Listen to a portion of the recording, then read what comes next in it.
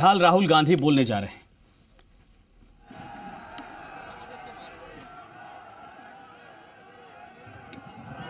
अशोक गहलोत जी, सचिन पायलट जी, stage पे Congress party के senior नेता, भाइयों और बहनों, प्रेस के हमारे मित्रों, कांग्रेस के प्यारे कार्यकर्ता, आप सबका यहां बहुत बहुत स्वागत। इतनी गर्मी में आप हमारी बात सुनने, हमारी मदद करने आए, इसके लिए दिल से आप सबको बहुत बहुत धन्यवाद।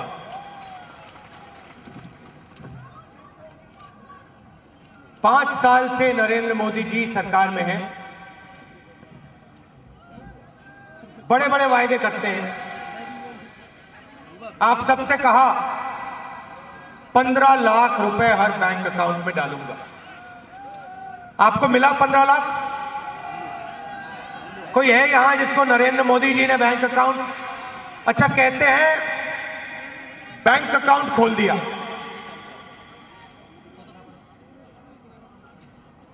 कहते हैं बैंक अकाउंट खोल दिया, 15 लाख रुपए अब आएगा, अब आएगा, अब आएगा। 5 साल से आप बात सुनते ही रह रहे हो।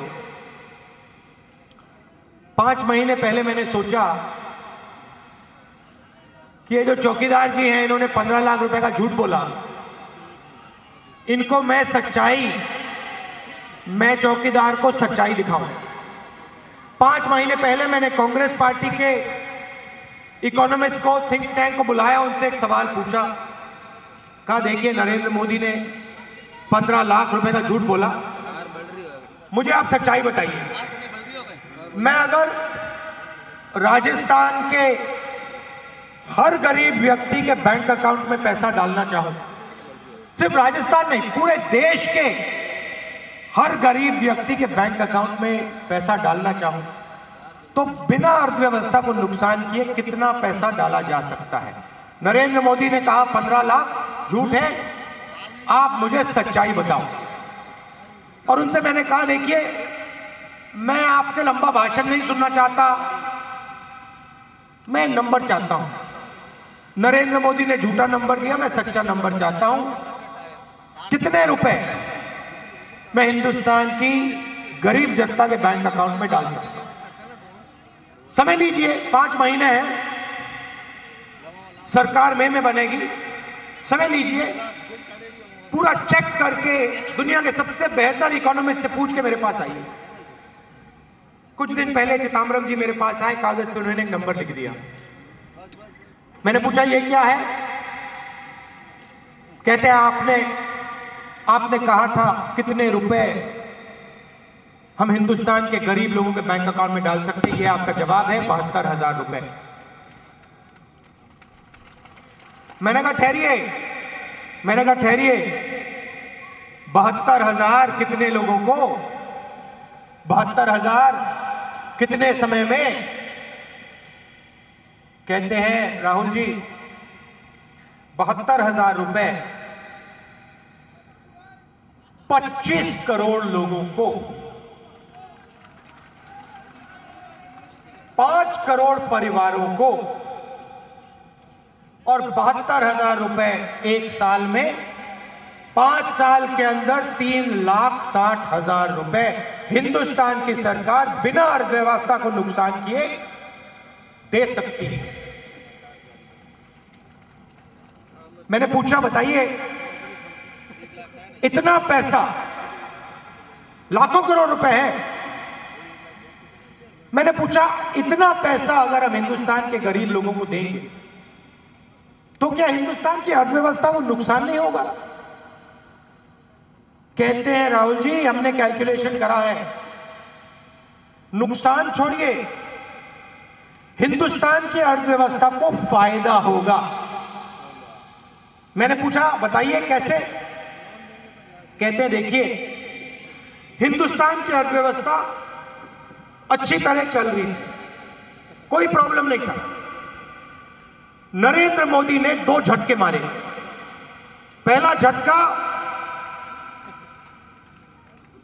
झटका कुल्हाड़ी लेकर नोटबंदी की, और दूसरा झटका दूसरे पैर पर गब्बर सिंह टैक्स, दूसरी कुल्हाड़ी फटाक से मारी। अब जैसे ही नरेंद्र मोदी ने ये 2 कुल्हाड़ियां मारी, जो हमारे छोटे दुकानदार थे, किसान थे, मजदूर थे, छोटे बिजनेस चलाने वाले लोग थे, बेरोजगार युवा थे, उनके जेब में से एकदम नरेंद्र मोदी जी ने पैसा छीना। देखिए, नोटबंदी और गब्बर सिंह टैक्स गरीबों से पैसा छीनने का तरीका है।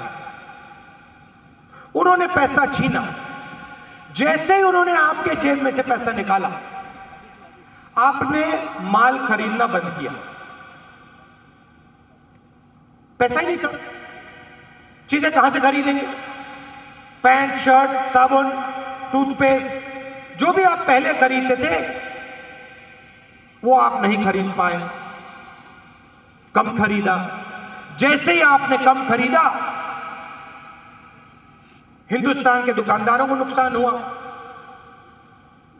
जैसे ही आपने कम खरीदा, हिंदुस्तान की फैक्ट्रियों ने माल बनाना बंद किया, और जैसे ही हिंदुस्तान की फैक्ट्रियों ने माल बनाना बंद किया, हिंदुस्तान की फैक्ट्रियों के मालिकों ने हिंदुस्तान के युवाओं को बुलाया, कहा भैया अब आपकी हम कोई जरूरत नहीं है, वापस जाइए, चलिए वापस जाइए, यहां पे तो कुछ बनाना ही नहीं है, फैक्ट्री को कोई जरूरत नहीं है, वहां पे तो कोई खरीद नहीं रहा है। नरेंद्र मोदी ने नोटबंदी की, गब्बर सिंह टैक्स किया, पूरा का पूरा बट्टा बैठ गया।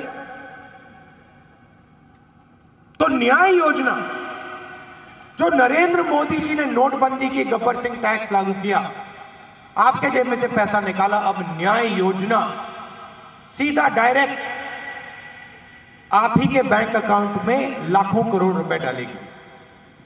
जैसे ही वो पैसा 25 करोड़ लोगों के हाथ में आएगा, राजस्थान के बेरोजगार युवाओं के बैंक अकाउंट में जाएगा, माताओं बहनों के बैंक अकाउंट में जाएगा, किसानों के बैंक अकाउंट में जाएगा, वैसे ही आप उस पैसे का इस्तेमाल करेंगे, आप चीजें खरीदना शुरू करेंगे। जैसे ही आप चीजें खरीदना शुरू करोगे, दुकानदार बेचना शुरू करेंगे। जैसे ही डिमांड बनेगा, फैक्ट्रियां चालू हो जाएंगी। फैक्ट्रियां चालू होंगी, फैक्ट्री मालिक कहेंगे भैया उन्हीं युवाओं को पकड़ के लाओ जिनको हमने फैक्ट्री से निकाला था, उनको बुलाओ, रोजगार की जरूरत है, फैक्ट्री चालू करनी है। और लाखों युवाओं को, राजस्थान में, बाकी प्रदेशों में लाखों युवाओं को रोजगार मिलना शुरू हो जाए। तो बताया कि न्याय योजना 72,000 रुपए 5 करोड़ बैंक अकाउंट में सिर्फ गरीबों को नहीं मदद करेगा, हिंदुस्तान के गरीबों को मदद करेगा, किसानों को, मजदूरों को, मगर छोटे दुकानदारों को मदद करेगा, छोटे बिजनेस चलाने वालों को मदद करेगा, फैक्ट्री वालों को मदद करेगा, और जो बेरोजगार युवा हैं उनको सबसे ज्यादा मदद करेगा। हमने इसको न्याय योजना नाम दिया। मुझसे पूछा गया भैया इसको क्या नाम देना चाहिए?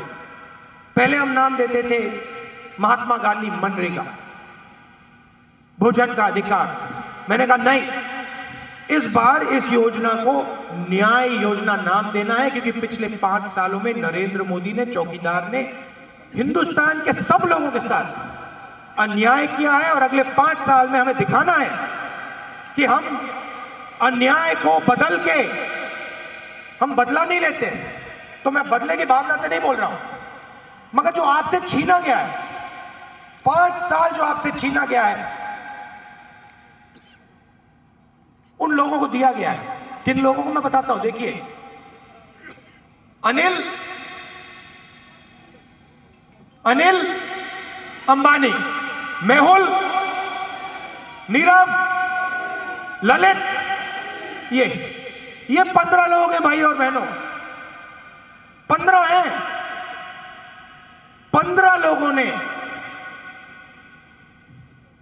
5,55,000 रुपया हिंदुस्तान के बैंक से छीना, कर्ज लिया और वापस नहीं देते हैं, और नरेंद्र मोदी जी इनकी रक्षा करते हैं। 5,55,000 करोड़ रुपए कर्जा इनका माफ किया नरेंद्र मोदी, 5,55,000 करोड़ रुपए। 45,000 करोड़ रुपए अनिल अंबानी को कर्ज दिया, 35,000 करोड़ रुपए नीरव मोदी, 35,000 करोड़ रुपए मेहुल चोकसी, विजय माल्या 10,000 करोड़ रुपए। यहां अभी मुझे बता रहे थे आप, अभी बताया कि पानी के लिए 1500 करोड़ रुपए कांग्रेस पार्टी ने दिलवाई थी, पानी की योजना के लिए, सिंचाई की योजना के लिए, नर्मदा का पानी। आपको 1500 करोड़ रुपए नहीं दे पाए। आप अपने आप से सवाल पूछो, आपके पानी के लिए 1500 रुपए नरेंद्र मोदी ने नहीं दिया, नीरव मोदी को 35,000 करोड़ रुपए दिया।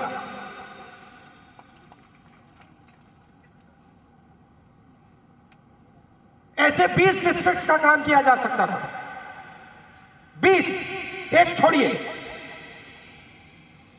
मगर नहीं, किसान की मदद नहीं की जाएगी, बेरोजगार युवा की मदद नहीं की जाएगी, माताओं बहनों की मदद नहीं की जाएगी, अनिल अंबानी, मेहुल चोकसी, नीरव मोदी की मदद की जाएगी। ऐसा हिंदुस्तान हमें नहीं चाहिए।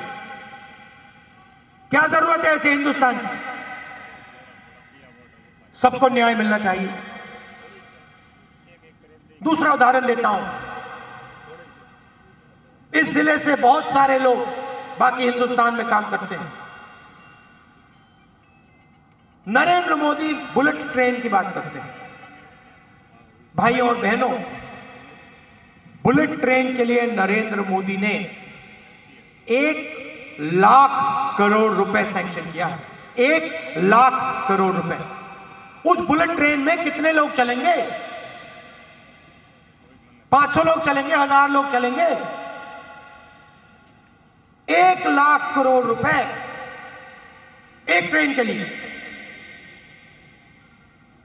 और आपकी ट्रेन के लिए 80 करोड़ रुपए देने के लिए तैयार नहीं है। क्योंकि पूरे देश को बताना, भैया मैं बुलेट ट्रेन बना रहा हूं, बुलेट ट्रेन बना रहा हूं, बुलेट ट्रेन बना रहा हूं, और वो कभी बनेगी भी नहीं। तो आपको वायदे करते हैं, जहां भी आते हैं वायदे करते हैं। 15 लाख रुपए, 2 करोड़ युवाओं को रोजगार, किसानों को सही दाम, किसानों का कर्जा माफ, और काम करते हैं उनका।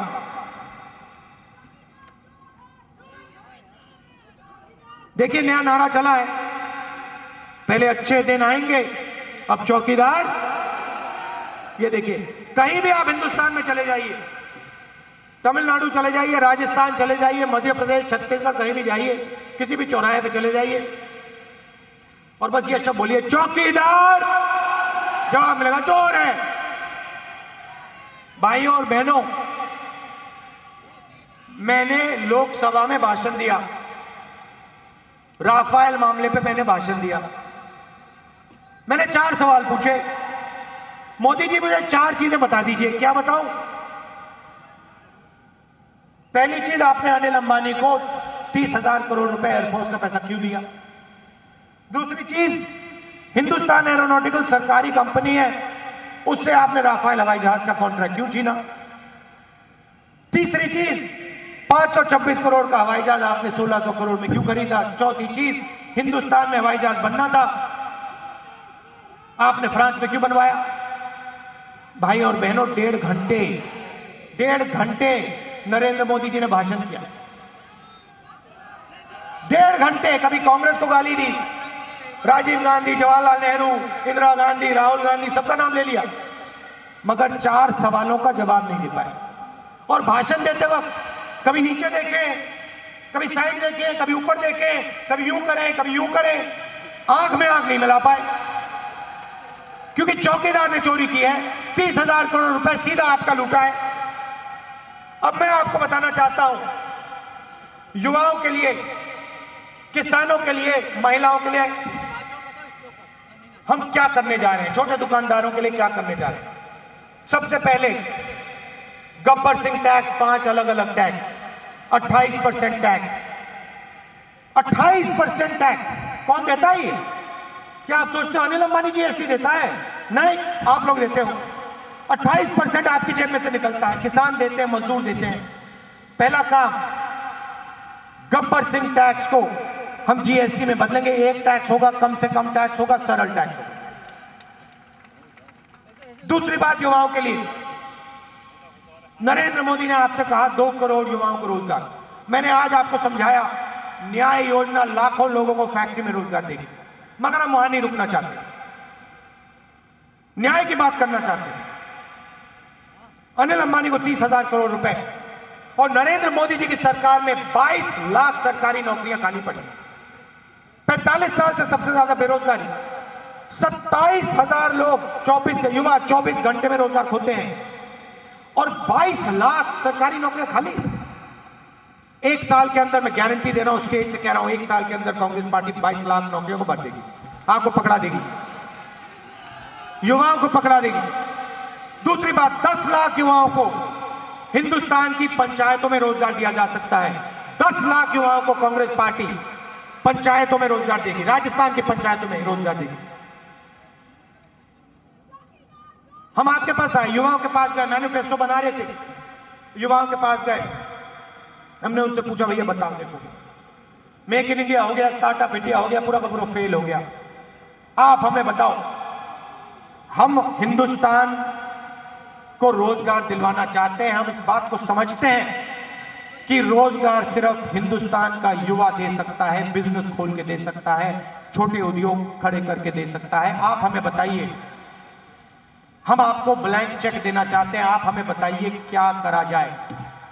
और देखिए हिंदुस्तान के युवाओं का ज्ञान देखिए, हमें कहते हैं देखिए राहुल जी, हम बिजनेस खोलना चाहते हैं, राजस्थान में, मध्य प्रदेश में, गुजरात में छोटा बिजनेस खोलना चाहते हैं, उद्योग चालू करना चाहते हैं, मगर जब भी हम करना चाहते हैं, पहला काम किसी भी प्रदेश में सरकारी ऑफिस से परमिशन लो। एक ऑफिस से नहीं, 15-20 डिपार्टमेंट से परमिशन लो। एक डिपार्टमेंट में जाओ, कहेंगे भैया परमिशन, हाँ ठीक है, 10, 15, 20 दिन वहां लगेंगे। फिर दूसरे डिपार्टमेंट में जाओ, 1-2 महीने वहां लगेंगे। तीसरे डिपार्टमेंट में जाओ, 1-2 महीने वहां लगेंगे। पता लगा 6, 7, 8 महीने हो गए, बिजनेस चालू नहीं हुआ, परमिशन लेती रही। तो हमने निर्णय ले लिया है राजस्थान के युवाओं के लिए, आपको बिजनेस खोलना है ना, आपको हिंदुस्तान को रोजगार दिलवाना है ना, ठीक है, आपको बिजनेस खोलने के लिए, चालू करने के लिए किसी से, किसी सरकारी डिपार्टमेंट से, कहीं से परमिशन लेने की जरूरत नहीं, खत्म। लो, 3 साल के लिए आप अपना बिजनेस चालू करो, जो धंधा करना है करो। 3 साल बाद जब आपके लिए 20, 30, 40 लोग काम करें, 20-30 लोगों को आपने रोजगार दिया हो, युवाओं को रोजगार दिया हो, हिंदुस्तान को शक्ति दी हो, तब आप जाना सरकारी डिपार्टमेंट में, कहना भैया मैं बिजनेस चलाता हूं, 3 साल पहले खोला था, 20-30 लोग मिलकर काम करते हैं, जरा परमिशन देना। देखिए कांग्रेस पार्टी की सोच देखिए, न्याय, हम आपकी मदद करना चाहते हैं। अब चलिए किसानों की बात करते हैं। मैंने चुनाव में कहा था 10 दिन के अंदर किसानों का कर्जा माफ हो जाएगा। नरेंद्र मोदी ने बोला सही दाम मिलेगा, 2 करोड़ युवाओं को रोजगार मिलेगा, सब बोला, करा नहीं। मैं उनके ऑफिस में गया, उत्तर प्रदेश में मैंने यात्रा की, 2 करोड़ किसानों से मैंने फॉर्म भरवाए, कहा मैं नरेंद्र मोदी जी के ऑफिस में जाऊंगा और उनसे कहूंगा कि हिंदुस्तान के किसान का कर्जा माफ कीजिए, उत्तर प्रदेश के किसान का, राजस्थान के किसान का कर्जा माफ कीजिए। मैं ले गया, 2 करोड़ फॉर्म में ले गया, उनके ऑफिस में गया मैंने उनसे कहा नरेंद्र मोदी जी एक काम कीजिए, आपने इनका 3 लाख करोड़ रुपए माफ किया, 15 लोगों का, चोरों का। मैंने सामने बोला, मैंने उनको, पूछ लेना, आपने इन चोरों का कर्जा माफ किया है 3 लाख करोड़ रुपए। अब आप एक काम कीजिए, मैं नहीं जानता आपने इनका क्यों किया, मगर आप हिंदुस्तान का किसान का कर्जा भी माफ कर दीजिए, मोदी जी आपका फायदा होगा। मैं ऑपोजिशन का नेता हूं, आपकी मदद करने आया हूं, इनका आप कर्जा माफ कर दो, मजा आ जाएगा, किसान खुश हो जाएगा, मैं भी खुश हो जाऊंगा, मजा आ जाएगा और आपको फायदा होगा, आप प्रधानमंत्री हो। नरेंद्र मोदी जी का जवाब सुनोगे? देखो मैंने उनसे कहा नरेंद्र मोदी जी किसान का कर्जा माफ करो, नरेंद्र मोदी जी का जवाब सुनिए।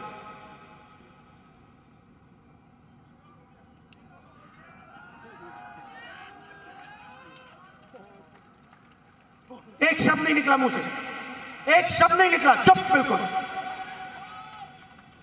चौकीदार बिल्कुल चुप।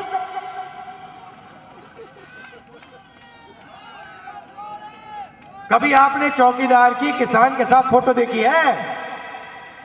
मजदूर के साथ फोटो देखी है गले मिलते हुए? अनिल अंबानी के साथ गले मिलते हुए देखी ना? सीधी सी बात है। तो किसानों के लिए हम दो चीजें करना चाहते हैं और दोनों ऐतिहासिक काम, ऐतिहासिक काम। और मैं आपको कहना चाहता हूं, यह कांग्रेस पार्टी की सोच नहीं है, यह आइडिया हमारा नहीं है, यह आइडिया हिंदुस्तान के किसान का है, राजस्थान के किसान का है। राजस्थान के किसान ने यह हमें आइडिया दिया, हिंदुस्तान के किसान ने हमें यह आइडिया दिया। मैं आपको धन्यवाद करता हूं। पहली बात, मुझसे पूछा, राहुल जी आप एक बात बताइए, किसान ने, राहुल जी आप एक बात बताइए,